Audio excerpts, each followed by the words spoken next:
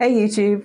For the last 30 days, I've been learning how to paint in watercolor as someone with little to no experience. And in today's video, I'll be taking us through a sketchbook tour, having a look at how my work has progressed from the beginning up until today. So starting with the smallest sketchbook, this tree I created by following a YouTube tutorial. And the main focus was to learn a bit more about the wet on wet technique and also to understand how to build depth within a picture. So starting from the lightest green and then whilst the paint was still wet, adding in different shades of green in order to build a sense of depth. And I was actually really pleased with the way that this tree turned out. Then I watched a couple more YouTube videos and I decided to turn my hand to figure painting. The idea here, I was trying to convey the idea of a person by using as few strokes as possible. But clearly some of the proportions here are slightly off, but as a first attempt, it wasn't too bad. Next, I decided to switch it up and work in the largest A4 sketchbook. So these are some carnations that I had on the table at the time, so painting from real life. And this time I decided to let the layers of watercolor dry in between, so this was the end result. Next, it's back to the smallest sketchbook, and this time I decided to incorporate some fine liner pen. And whilst I like the outline, I still feel like this painting is really flat and it definitely needed some more work with the shadows. Then I went in a completely different direction and I went back to working wet on wet. So I wanted to experiment with the skyline especially and how I could kind of blend that into the water that flows between these rocks. And I don't think it was a bad attempt. I just think it could benefit from slightly more contrast, so adding another layer of paint. Then we have this random cow. I mean, I love cows, but it was a picture that I just found online of a Highland cow and decided to try and recreate. It's not the best, but it was my first attempt at trying to paint an animal in watercolor, and it's something that I definitely want to return to soon in the future. Then it's back to flowers, which I love. I actually really like this because I do think that there's a nice level of contrast, and I tried to work in the highlights of the flowers as well. And I like how I experimented with the stem, so not doing a continuous line of paint, but breaking that up to add a bit more interest. So I was actually pleased with how this turned out. And continuing on with the flower theme, these were some cosmos flowers I had growing in my garden. So I took a photo and just worked from that. And again, I like the different directions that the flowers are facing in. I like the level of highlights and shadows that I've incorporated. And it's quite a light, bright painting. The next page was created in 2 different sittings. So again, we've got a figure study and I can actually see an improvement from my first attempt. So that's really encouraging. And then on the left-hand side, I was following a YouTube tutorial again. And the idea was to create an autumnal scene using the wet on wet technique. But I definitely got the ratio of water to paint slightly wrong, so it wasn't the best outcome. Then I decided to do another study in real life. So this is a plant that I have growing in my garden. But in reality, the leaves of the plant are actually slightly darker and more of a burgundy color. So I definitely still needed to work on getting the right shades of paint for the study. Then sticking with the autumnal theme, again, it was a wet on wet technique. This turned out a lot better than my first attempt that we've just seen. And I really love the contrast of the orange with the green. So it just goes to show that it is worth repeating the same paintings or tutorials just to see if you can improve each time. Now this page, I don't even know what this page is. I was not a fan. I don't know what I was trying to achieve, but it just lacks visual interest to me. Perhaps I could have made it better by working more into the background, but this page I don't really like. Then my studies took a different direction and I went out into town taking pictures of buildings and working from them from reference. So the next few pages in the sketchbook are based on those photos, and it was a good experience trying to analyze how the sunlight hitting against the building creates different shadows, and also learning to work with the weather because when I went out it was such a grey and gloomy day. But it was a good experience taking my own photos and just practicing with them in my own time. Then I went back to the nature theme and I was painting some houseplants. And this was actually one of the first videos that I created on YouTube was based on this painting. It was a paint and chat, so check that out. And I really love the looseness of it and the splatters of the ink, and just it feels really light and fresh, and I'm really proud of this piece.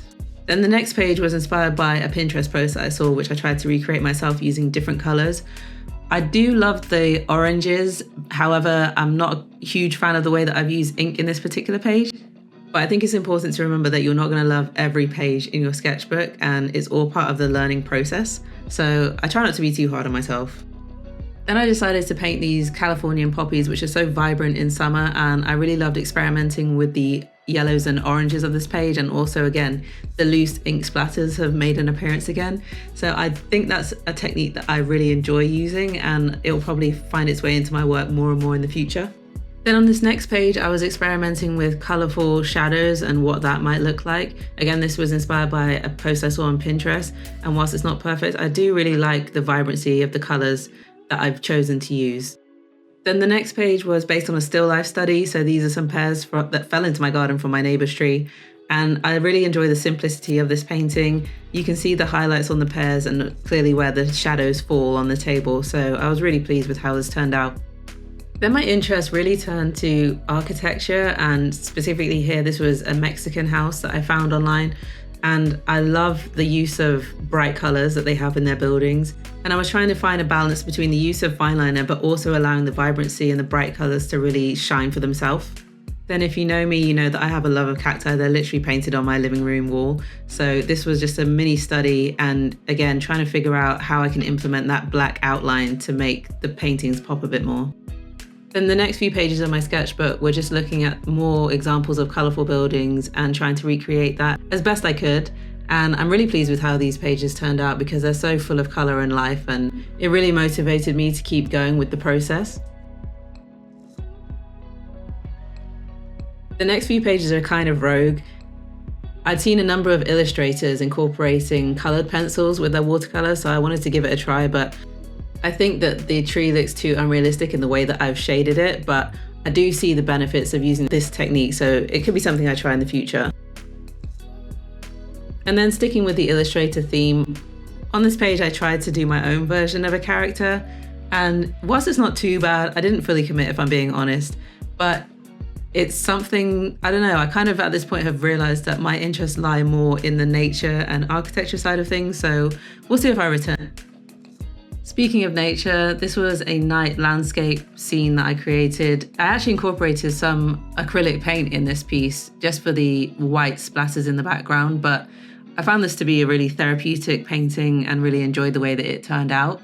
And then the next couple of pages are still carrying on with nature. So again, this painting of this plant, I think is a calathea, type of calathea. I really love the way that the pink and green contrast against each other, and then you've got the loose ink splatters in the background. So this is probably one of my favorite paintings that I've done as part of this 30-day process. The next couple of pages are inspired by an artist I've seen online, and I decided to try out that technique. And whilst I'm not 100% happy with the results, I think it was a good experience in trying out the technique and learning how to be a bit more carefree with the paint. I think at this point I was now around day 20 or so in the 30-day journey, and there was definitely a shift in the quality of the work that I was starting to put out that I noticed within myself. At this point I realized that some of the favorite things I had to draw were of buildings, colorful landscapes, and things based around nature. So it really motivated me to want to keep creating and to see what new levels I could reach and how I could develop my skills further. And I think that this has only been achievable from all the various trial and errors and trying other people's techniques that I've seen on YouTube in order to try and find my own style. But it's been a really fun process, and looking back in this video, especially from where I started to how I've managed to develop and grow up until now, is really rewarding, and I'm really looking forward to continuing on with this journey. So this is the final painting of this season, I guess, if you want to call it. And I think it's clear to see that I've definitely improved. And I really love this painting. I love the scene. I love the use of light and shadow. I love the vibrancy of the colors. And it's just really nice to finish with something that I'm really proud of. So I'm really happy with the progress that I've made so far. I've definitely come a long way from the beginning, and it's been really fun looking at other YouTube artists, trying to implement some of the techniques that they've used into my own work. As at the moment, I don't really feel like I have a particular style set, and it's just quite fun being a beginner again. In the past, I was much more comfortable. For years, I've worked with acrylic paint, so watercolor is definitely something that's foreign to me and works completely differently. So I'm going to continue with the challenge, and I'm really excited to see what the next 30 days or so can bring. Thanks for watching. See you in the next video.